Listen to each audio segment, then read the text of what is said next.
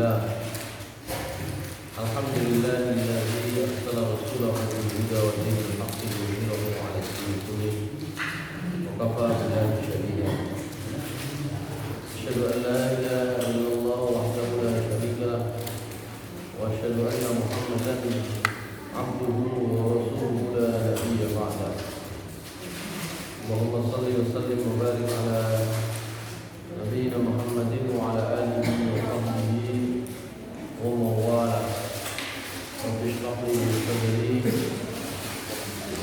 wa yassir li amri wahlul 'uqdatam min lisani yafqahu qawli. Rabbi zidni 'ilma warzuqni fahma bi rahmatika ya arhamar rahimin.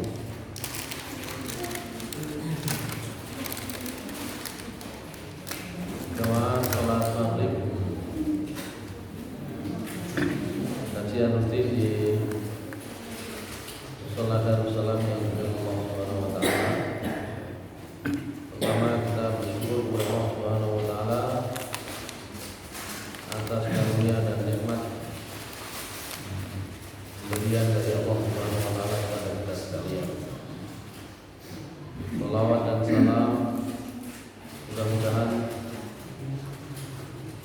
senantiasa tercurah kepada Nabi kita Nabi Muhammad sallallahu alaihi wasallam,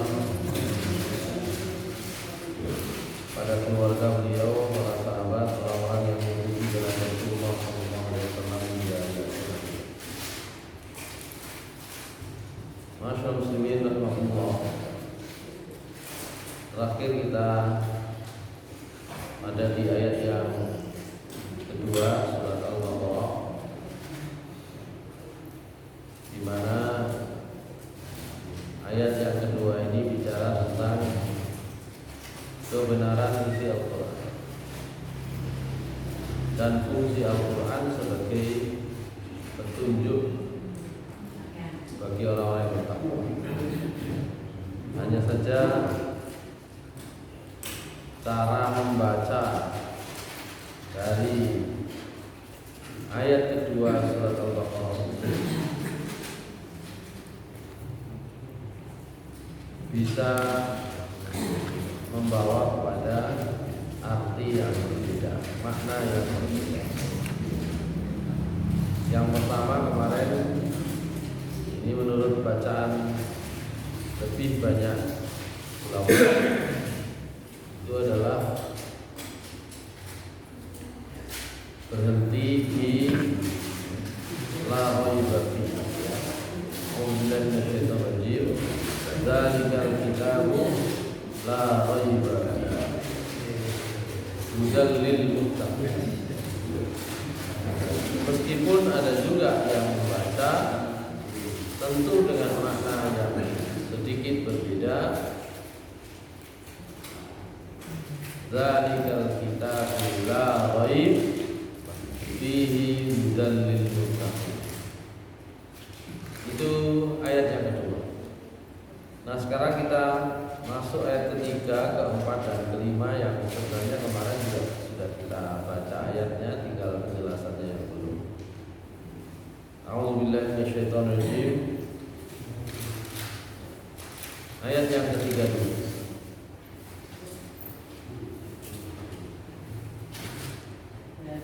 Alladzina yu'minuna bil ghaibi wa yuqimuna as-salata wa mimma razaqnahum yunfiqun.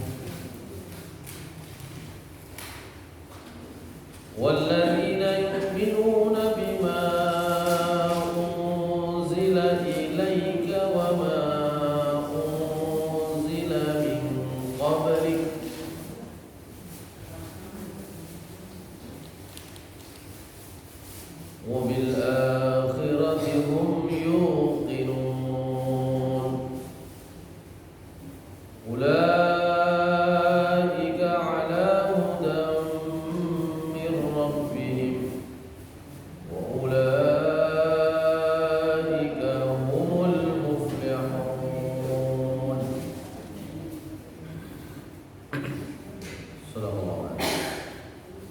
Alladzina yu'minuna bil ghaib, orang-orang bertakwa. Ini penjelasannya.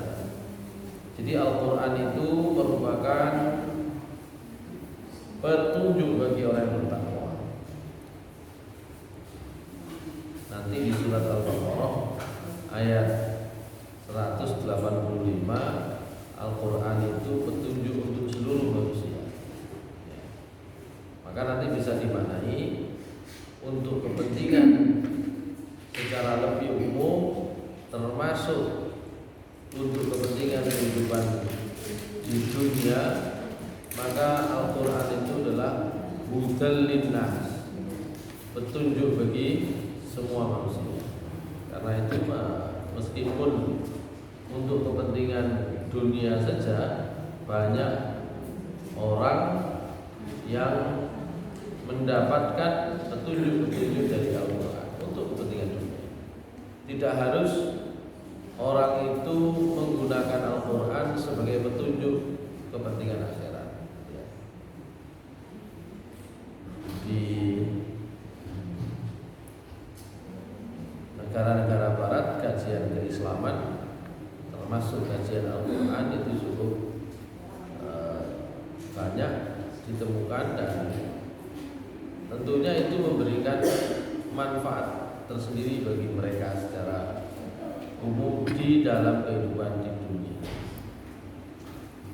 Nah, sementara bagi orang yang bertakwa tentu saja kepentingannya adalah baik kepentingan dunia maupun kepentingan akhirat. Baik. Nah, orang-orang yang bertakwa ini diberikan penjelasan oleh Allah dengan penjelasan yang singkat. Sebenarnya nanti tentang ciri orang yang bertakwa di banyak ayat Al-Quran itu dijelaskan. Hanya di sini diberi penjelasan yang penjelasan awal yang singkat, tapi sudah meliputi apa saja ciri-ciri yang dimiliki oleh Allah SWT. Alladzina yu'minuna bil ghaib, orang-orang bertakwa itu adalah orang-orang yang pertama beriman kepada perkara yang gaib. Kata iman secara bahasa itu artinya adalah hanya membenarkan. At-tasdiq, al-iman fil lughah wa at-tasdiq, membenarkan. Tidak perlu kepada amal. Jadi membenarkan secara lisan saja itu sudah dikatakan beriman. Artinya secara bahasa begitu. Karena itu nanti di dalam ayat-ayat Al-Quran sebagiannya memang punya makna, iman itu punya makna itu. Tidak perlu sampai amal. Secara bahasa sekalian. Misalnya kita bisa ambil satu ayat yang paling sering kita baca, misalnya surat Al-Asr. Ya. Bismillahirrahmanirrahim. Wal 'asr. Innal insana lafi khusr. Illa alladzina amanu wa 'amilus solihati wa tawasaw bil haqqi wa tawasaw bis sabr. Kata para ulama, iman itu makna awalnya, makna dasarnya adalah cukup percaya saja. Cukup percaya dengan secara lisan itu sudah cukup. Kenapa? Karena tidak perlu amal. Amal itu disebut tersendiri oleh Allah. Demi masa sungguh manusia itu semuanya di dalam kerugian, kecuali mereka yang beriman dan beramal soleh dan seterusnya. Jadi karena di situ beriman dibedakan dengan beramal soleh, maka sebagian berpendapat iman itu cukup secara membenarkan saja. Ya, tidak perlu sampai amal. Karena itu nanti di dalam sejarah Islam ada paham pemikiran yang disebut Murji'ah. Dulu itu gara-garanya begini. Ketika ini bab politik. Ketika Rasulullah SAW wafat,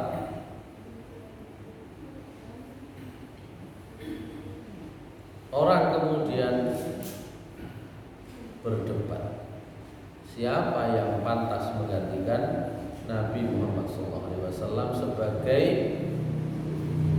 pemimpin urusan umat sekaligus yang membimbing mereka dalam urusan agama.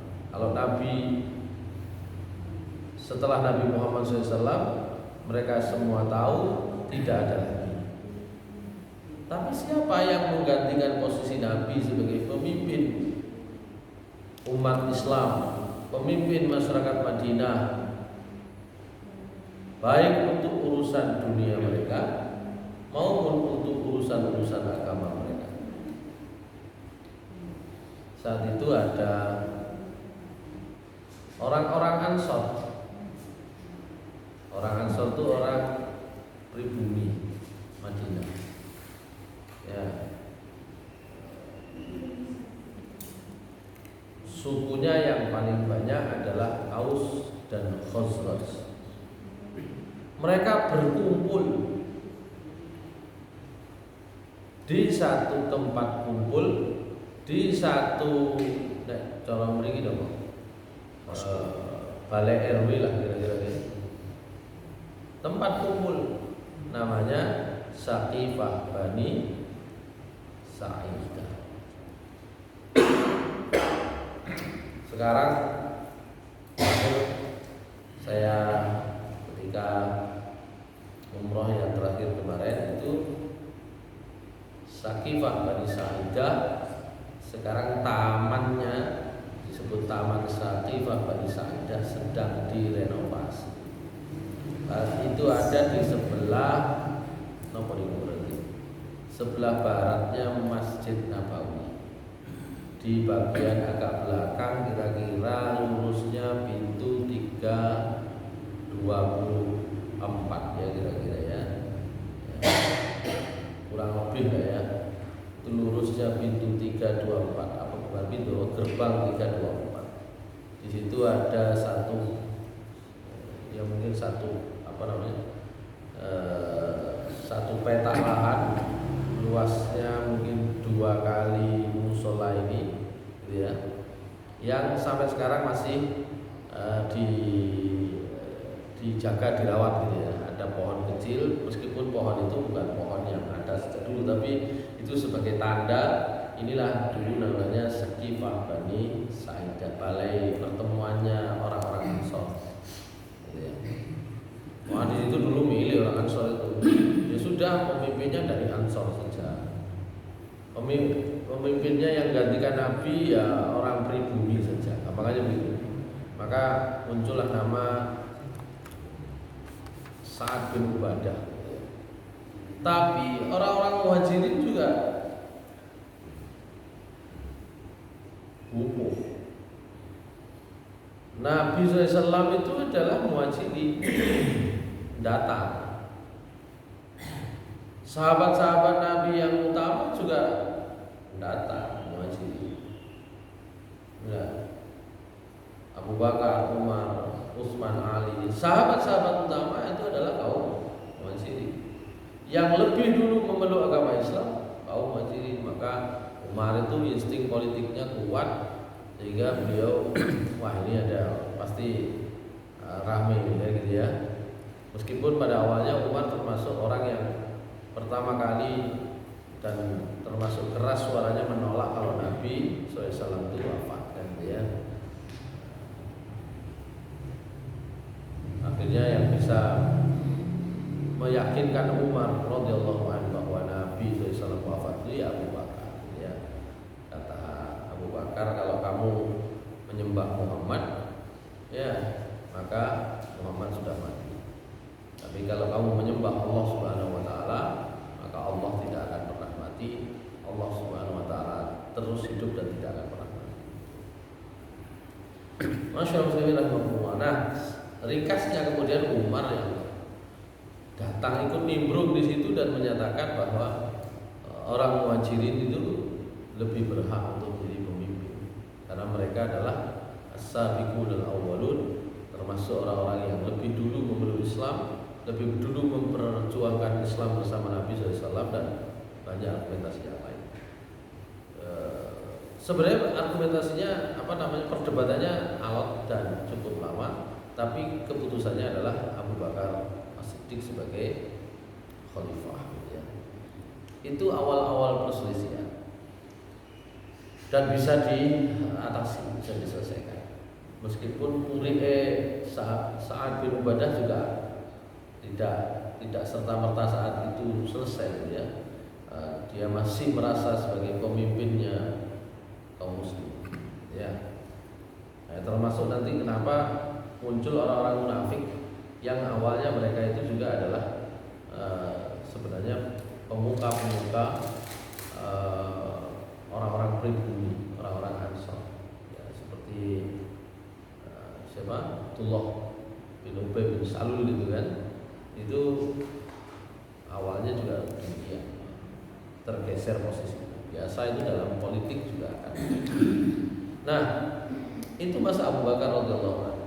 Masa Umar bin Khattab, perselisihan politik itu juga beruncing kembali. Ketika Abu Bakar radhiyallahu anhu terpilih, banyak yang menyatakan diri murtad, banyak yang menentang kebijakan. Ya, Abu Bakar itu mewajibkan zakat dengan sangat keras, gitu ya. Sementara sebagian orang atau sebagian kelompok masyarakat dengan pemimpin kabilahnya sendiri-sendiri itu tidak mau bayar zakat. Kami kalau sholat mau, tapi kalau bayar zakat nggak mau. Umar bin Khattab yang temperamennya keras itu sempat melunak. Sudahlah, selama masih sholat tidak apa-apa. Abu Bakar mengatakan, siapa yang memisah antara sholat dan zakat, maka saya akan perangi. Itu Abu Bakar. Meskipun kelihatannya lembut, dalam hal ini Abu Bakar keras. Oleh karena itu umat Islam sudah mulai terkotak-kotak. Jadi sudah mulai ada benih perpecahan. Ya, secara umum tentu yang komitmen itu jauh lebih besar, tapi sudah muncul adanya friksi-friksi, sehingga kaum yang menolak zakat, kaum yang murtad, kaum yang kemudian menyatakan diri memiliki nabi sendiri, nah, gitu ya. Ada Musailamah atau kadang dipanggil dengan Musailimah al-Kadzdzab, itu kemudian diperangi oleh Abu Bakar As-Siddiq. Nah, pada masa Umar bin Khattab tidak kalah runcing. Ya, Umar bin Khattab itu ternyata setelah masa Abu Bakar lewat, Umar bin Khattab, Utsman bin Affan, dan kemudian Ali bin Abi Thalib adalah orang-orang yang meninggal dengan sebab adanya perselisihan politik itu. Umar bin Khattab itu dibunuh oleh seorang yang asalnya orang Persia, Abu Lu'lu'ah namanya. Ya. Jadi pada masa Umar bin Khattab lah Persia itu ditaklukkan. Persia dikemudi Iran saat ini. Iran. Persia itu kata saat ini itu kayak Amerika kira-kira. Atau kayak Cina. Pun di negara paling besar saat itu ya. Saat itu adalah Persia dan Romawi. Sekarang mungkin Amerika atau Cina sekarang. Dan karena ditaklukkan maka ya kebesaran mereka runtuh. Maka Abu Lu'lu'ah itu termasuk orang yang bersama sekelompok orang Persia lainnya yang menyelinap masuk ke Madinah, pura-pura masuk Islam. Kemudian termasuk Abu Lu'lu'ah itu pura-pura ikut sholat jamaah dan kemudian menikam Umar bin Khattab. Jadi perselisihan semakin keras. Nah, saya persingkat. Puncaknya adalah ketika Ali bin Abi Thalib menjadi khalifah. Utsman juga sama sebenarnya, beliau dibunuh ketika ada demonstrasi. Ya. Nah, puncaknya adalah Ali bin Abi Thalib karena setelah itu disebut kepemimpinan umat Islam itu ada pada masa dinasti. Kayak saat ini, setengah kayak saat ini dinasti. Mari masih demokrasi tapi prakteknya dinasti.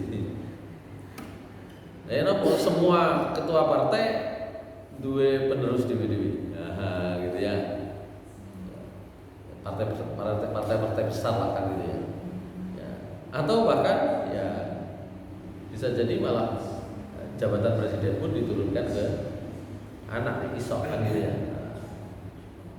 Jadi pada masa setelah Khulafaur Rasyidin itu proses kepemimpinan itu bersifat dinasti. Nah, Ali bin Abi Thalib itu menjadi simbol perselisihan umat Islam itu menjadi lebih runcing yang sekarang terpecah menjadi dua kelompok besar namanya Ahlus Sunnah wal Jamaah atau Sunni dengan Syiah. Syiah itu di Saudi itu jumlah populasinya ya lumayan banyak, lumayan besar di Saudi. Tapi Saudi itu adalah negara kerajaan yang tegas menyatakan melawan atau menentang Syiah ya. Jadi kemarin sempat ngobrol-ngobrol di sana, komunitas Syiah itu ada di beberapa wilayah ya, yang rata-rata mereka itu ada di pengikutnya ada di pegunungan, orang-orang Arab, orang-orang kampung. Mereka bisa mempengaruhi di sana. Nah, hadirin sekalian, jamaah sekalian dimuliakan Allah Subhanahu wa taala, yang terkait dengan pembahasan kita sebenarnya tadi itu. Pecahnya umat Islam kemudian melahirkan namanya pendukung kuat, pembela kuat Ali bin Abi Thalib, itulah yang disebut dengan Syiah. Nahnu Syiatu Ali. Kami ini adalah Syiahnya Ali. Syiahnya itu kelompoknya. Ya, Syiahnya itu partainya kalau sekarang ya. Syiah itu bermakna kalau sekarang hizbun, bermakna partai. Dengan makna pendukung kuat, loyalis, militan, pendukung Ali bin Abi Thalib. Maka orang Syiah menyatakan siapapun yang telah memperdaya Ali dan melawan Ali, ya dianggap sudah menyimpang dari ajaran Islam. Ya, mereka menggunakan beberapa dalil. Ya, diantaranya adalah sabda Rasulullah SAW, siapa yang memusuhi Ali, maka itu kata Allah Subhanahu wa taala sudah memusuhiku, dalam hadis yang dikutip oleh orang-orang Sunni. Nah, dianggap sahabat-sahabat Nabi SAW itu mayoritas itu adalah mereka yang menentang Ali bin Abi Thalib. Termasuk nanti di bawah Abu Bakar, Umar, Utsman, Aisyah radhiyallahu anha, ya, dan banyak sahabat-sahabat utama yang lain radhiyallahu anhum itu dianggap mengambil hak Ali dalam hal kepemimpinan. Maka bagi mereka, karena mereka dianggap keluar dari Islam, harus diperangi, dimusuhi, kafir jatuh. Nah, gitu kan? Nah, sebaliknya muncullah kelompok yang awalnya mendukung Ali bin Abi Thalib, tapi kecewa dengan kepemimpinan Ali bin Abi Thalib, disebutlah dengan Khawarij, orang-orang yang keluar dari barisannya Ali. Ini juga memusuhi Ali bin Abi Thalib dengan sangat keras dan berpendapat bahwa Ali bin Abi Thalib melakukan dosa besar, kemudian dihukumi kafir. Orang sekali berali bin Abi Thalib, ya imannya tidak diragukan, amalnya tidak diragukan, perjuangannya tidak diragukan, itu dikenakan status sebagai orang yang sudah keluar dari Islam. Sementara sebaliknya yang tadi, ya orang-orang seperti Abu Bakar, Umar, Utsman, Aisyah juga dikatakan oleh orang Syiah sebaliknya. Nah, orang-orang kebanyakan Ahlus Sunnah wal Jamaah itu mereka punya pandangan koyok wong Indonesia nerima presiden. Nek pas kate pemilu niki kan rada runcing. Iya kan? Pokoke nek sing milih si A iku misale nggih intoleran. Tapi nek milih si B itu juga sama. Koyok-koyok setengah wis dadi kafir kan gitu ya. Begitu seterusnya. Tapi sampean bisa perhatikan, nek pun mari pilihan wong Indonesia itu biasa latihan. Ya wis kabeh adalah presiden itu menang urip biasa. Meskipun sik dongkok. Nah, dulu juga demikian. Ya, ketika ada yang mengkafirkan Ali bin Abi Thalib, ketika ada yang juga menganggap Abu Bakar, Umar, Utsman, sahabat-sahabat yang utama itu sudah keluar dari Islam, maka umat Islam secara umum yang mayoritas terima. Presidennya siapa? Abu Bakar, oke. Presidennya siapa? Umar, Utsman, Ali, nggak ada masalah. Ya wis.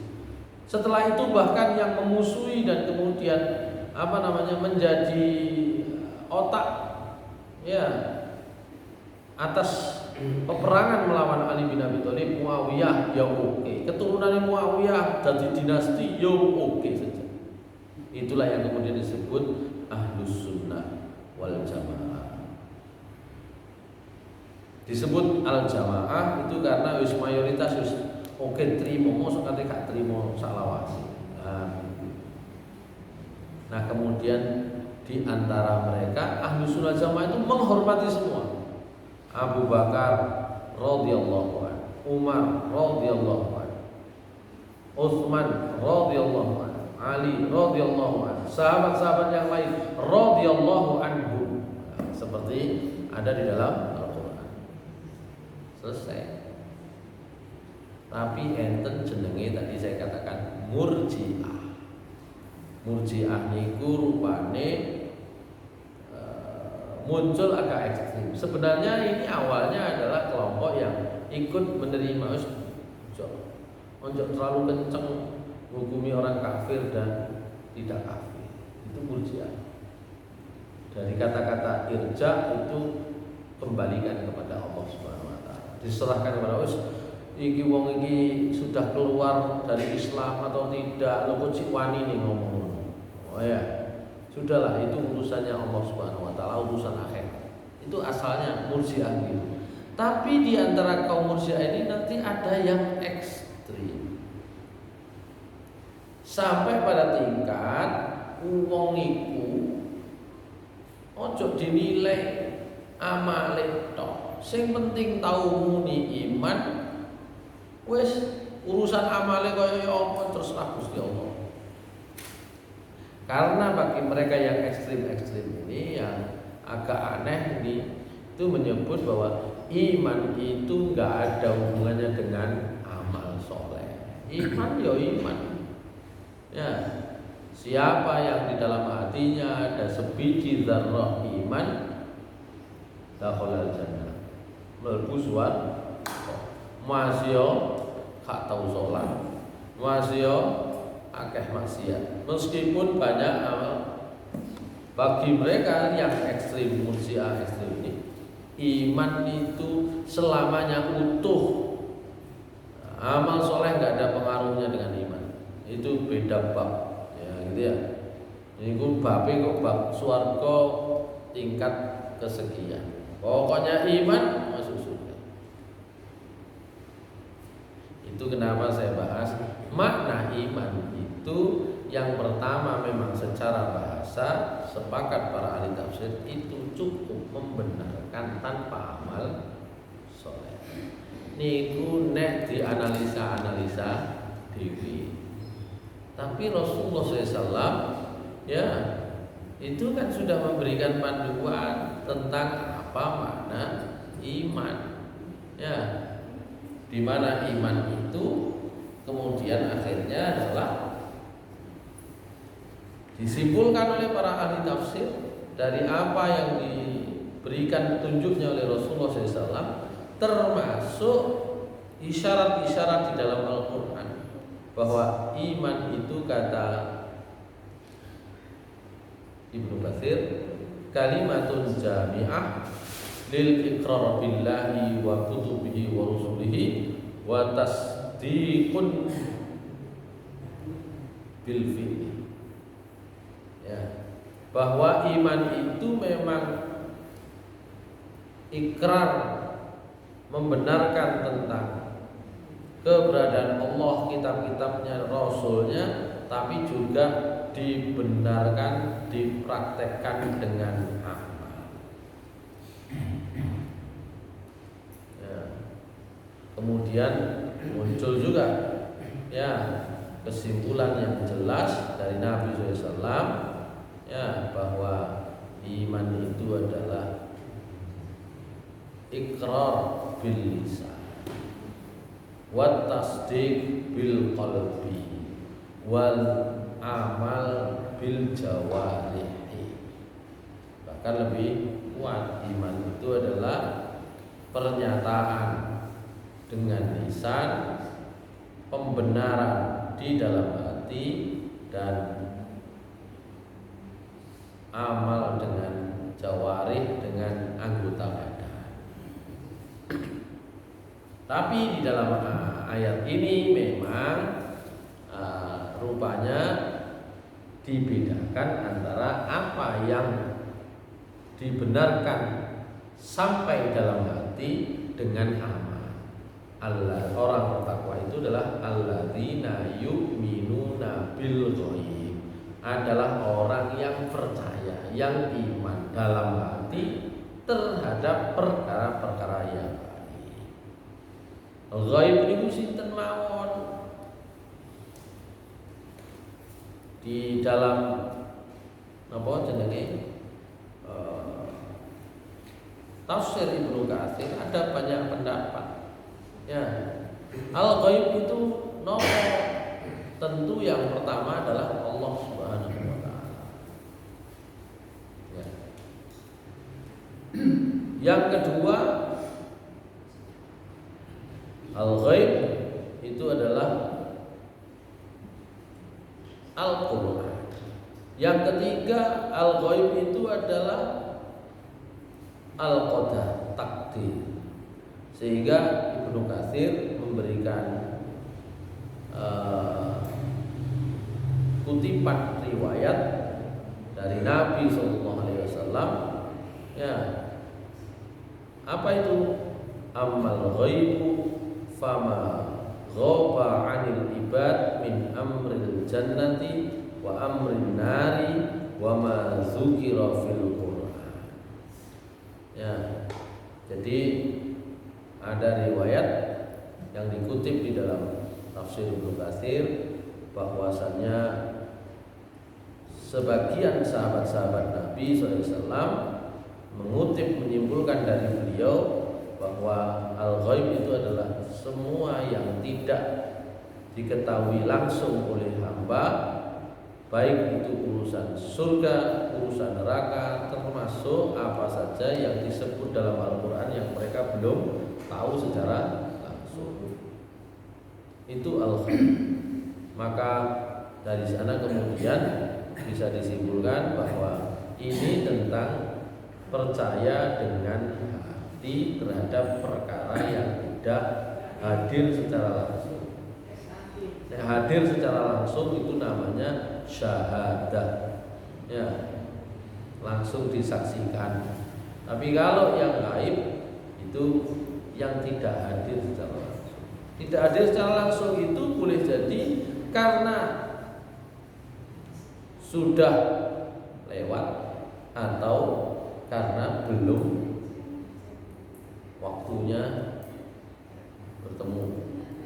Yang sudah lewat termasuk adalah cerita kisah tentang masa lalu yang oleh Allah Subhanahu wa taala diceritakan. Zaman biyen ya pun keliwat sampai boten napa sih? Tidak ikut dalam peristiwa tersebut, ya Jawa ini gak menangi, itu adalah gaib.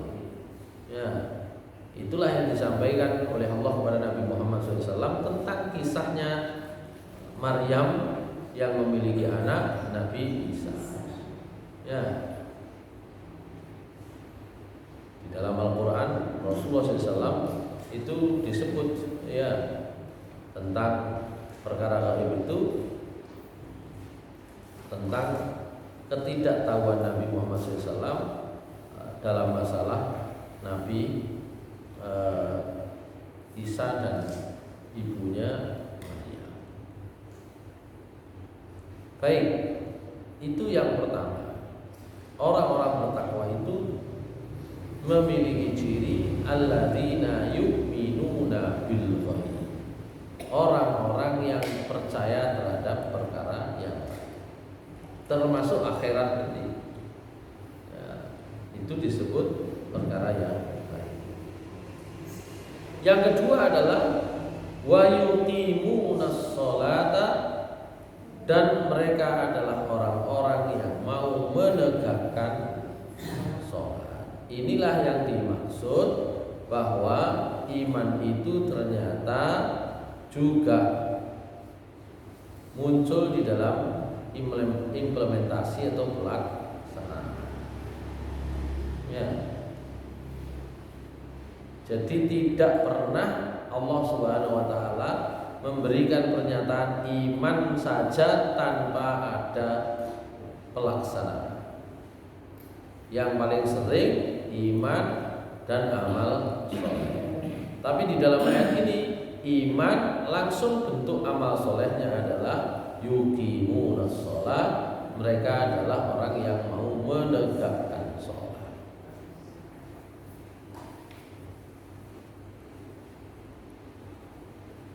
Dan yang terakhir adalah wa mimma razaqnahum yunfiqun, dan mereka adalah orang-orang yang mau menginfakkan dari sebagian harta yang kami berikan kepada mereka.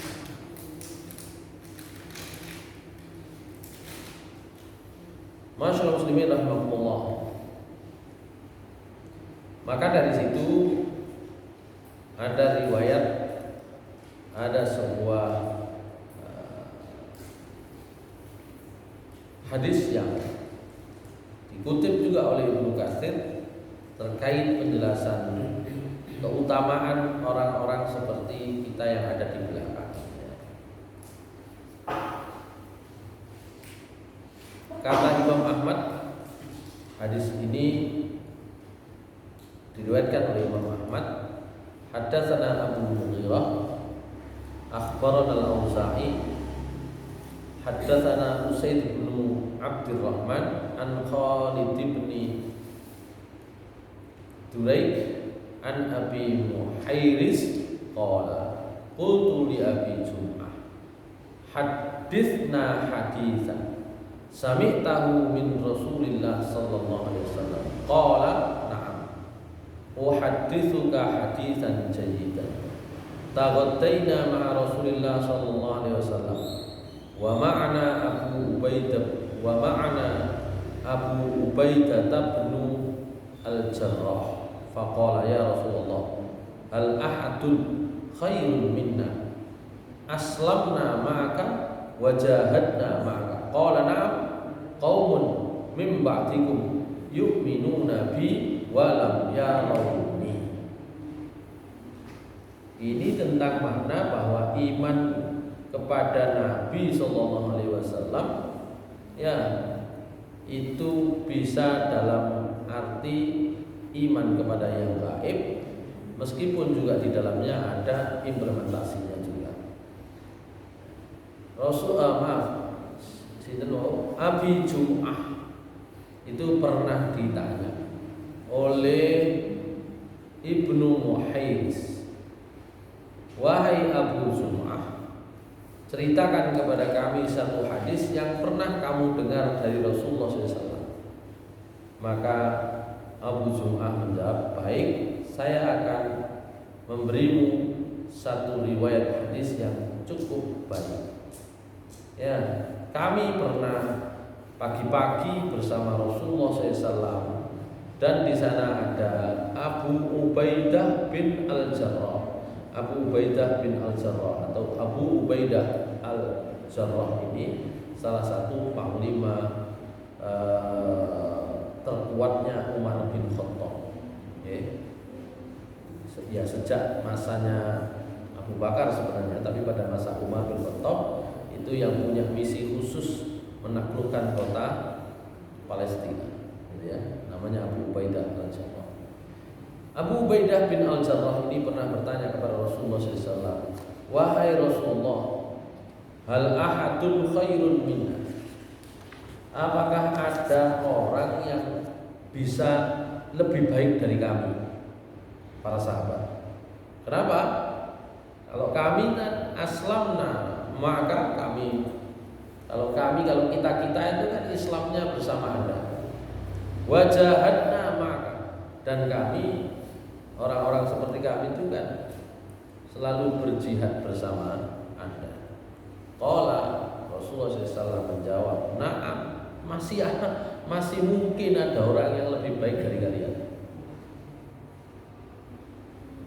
Maka kata Rasulullah, siapakah dia? Kata Rasulullah, qaumun min ba'dikum, itu kaum sesudah kalian, kelompok umat Islam sesudah kalian. Kenapa? Yu'minuna bi wa lam yarawni, mereka mau beriman kepadaku padahal mereka belum pernah melihat. Jadi kalau panjenengan ini masih punya kesempatan secara pribadi, secara pribadi, untuk bisa lebih baik dari figur sahabat.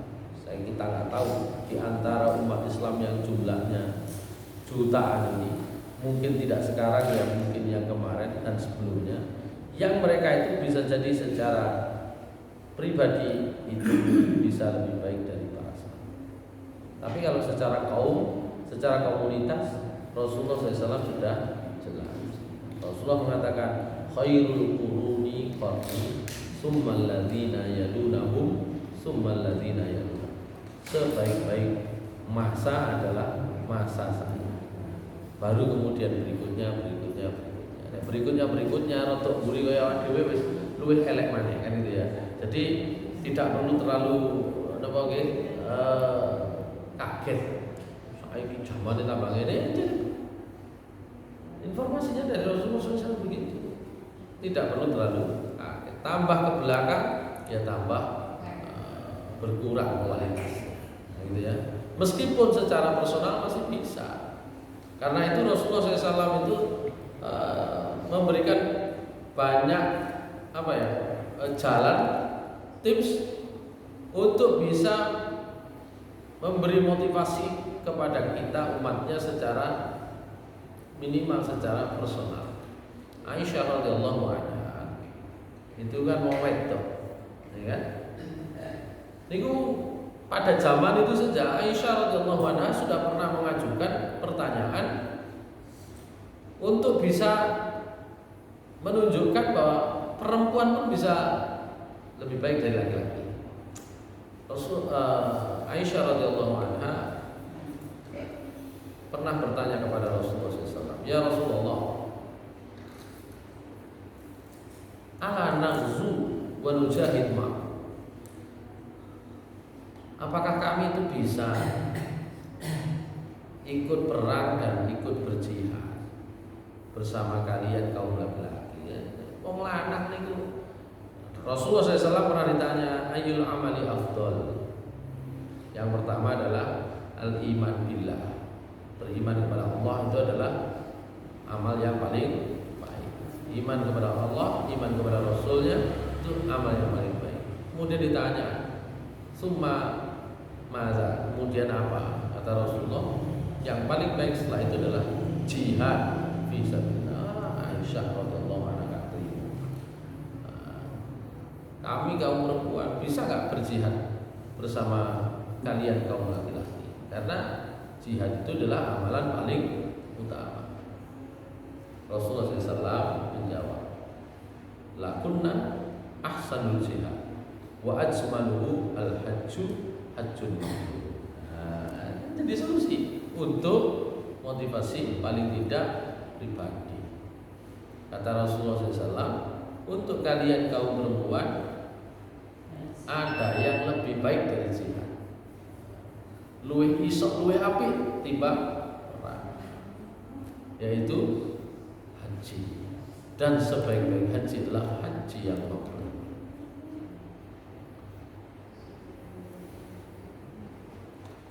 Dalam perang itu yang dibutuhkan fisik kuat, ya kan? Terus termasuk nyali. Masih awal gede kan nyali ya gak budal perang. Maka seorang sahabat pernah bertanya kepada Rasulullah SAW, "Qadha mawon." Kata sahabat ini, "Ya Rasulullah, inni jubban, kula niki wong licik. Wa inni dhaifun. Kula niki nek pawaan nggih ngoten lemes wong iki. Lemes dhaif, lemah. Terus yo nopo kula niki? Mboten saged melu perang lah. Ya. Sama jawabannya Nabi SAW dengan pertanyaannya Aisyah tadi itu. Halumma ila jihadin la syaukata fihi. Ya wis nek ngono ayo jihad.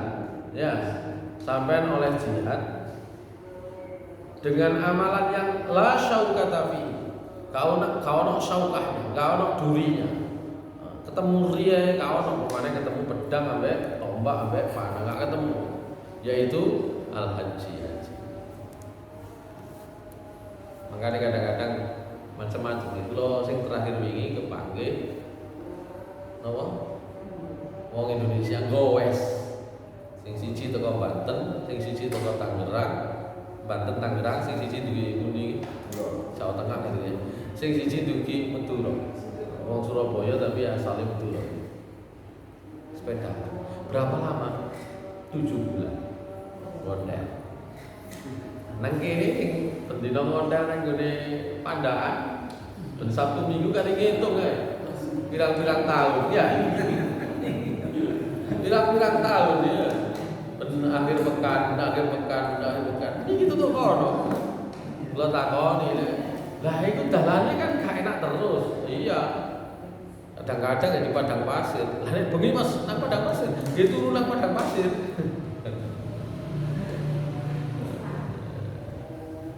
Jadi wong montel pun iso tutuk kono kan. Nek kaya Pak Mujiono aja duwe ae sendiri ditokno ya. Sebagian orang kula niki duwe mboten gadah, niki mboten gadah ya sampai biasa kontel ben Sabtu Minggu wis budal sampai akhirnya. Hotel ketemu bulan tok. Ya.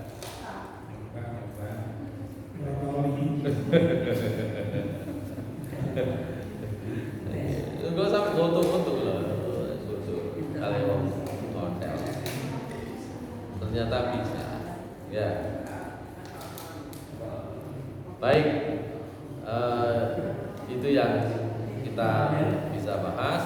Alladzina yu'minuna bil ghaibi wa yuqimuna sholata wa mimma razaqnahum yunfiqun. Satu ayat.